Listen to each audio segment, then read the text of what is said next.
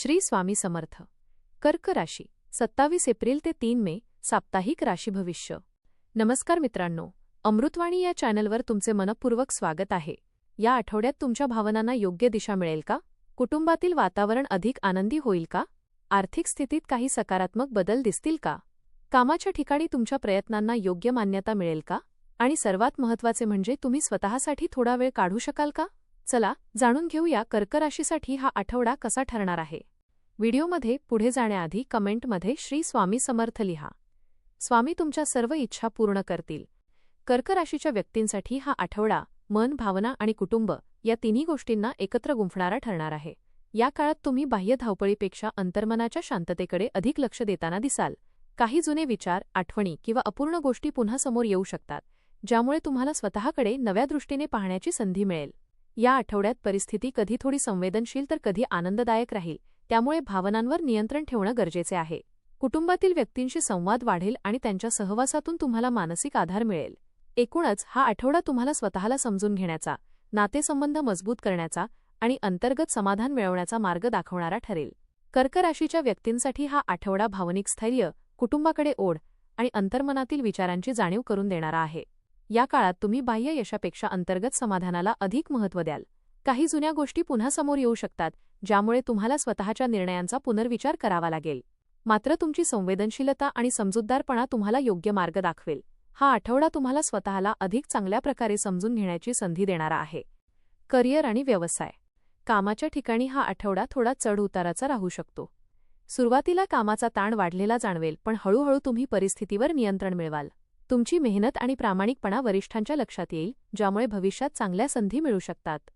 सहकाऱ्यांशी संबंध सुधारतील, पण काही वेळा गैरसमज होण्याची शक्यता आहे, त्यामुळे स्पष्ट संवाद ठेवा. व्यवसाय करणाऱ्यांसाठी हा काळ थोडा संयमाचा आहे. नवीन गुंतवणूक करण्याऐवजी सध्याच्या कामांवर लक्ष केंद्रित करणे फायदेशीर ठरेल. तुमच्या कल्पनाशक्तीचा योग्य वापर केल्यास तुम्ही नवीन मार्ग शोधू शकाल. आर्थिक स्थिती. आर्थिक बाबतीत हा आठवडा संतुलन राखण्याचा आहे. उत्पन्न नियमित राहील, पण खर्चावर नियंत्रण ठेवणे आवश्यक आहे. घरगुती गरजांसाठी काही अतिरिक्त खर्च होऊ शकतो. एखाद्या जुन्या गुंतवणुकीतून थोडासा लाभ मिळण्याची शक्यता आहे. आर्थिक निर्णय घेताना भावनेपेक्षा तर्काला महत्त्व द्या. योग्य नियोजन केल्यास तुम्ही भविष्यासाठी सुरक्षितता निर्माण करू शकता. प्रेम आणि नातेसंबंध. नातेसंबंधांच्या बाबतीत हा आठवडा भावनिकदृष्ट्या महत्त्वाचा आहे. जोडीदारासोबत अधिक वेळ घालवण्याची संधी मिळेल, ज्यामुळे नात्यातील जवळीक वाढेल.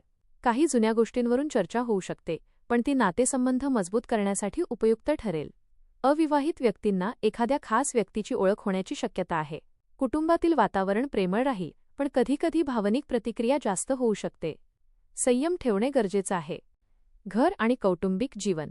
घरातील वातावरण शांत आणि समाधानकारक राहील. कुटुंबियांसोबत वेळ घालवल्याने तुम्हाला मानसिक शांती मिळेल. एखाद्या शुभप्रसंगाची योजना होऊ शकते. घरातील जबाबदाऱ्या वाढतील, पण तुम्ही त्या मनापासून पार पाडाल. वडीलधाऱ्यांचे मार्गदर्शन आणि आशीर्वाद तुमच्यासाठी फायदेशीर ठरतील. घरात काही सकारात्मक बदल घडण्याची शक्यता आहे.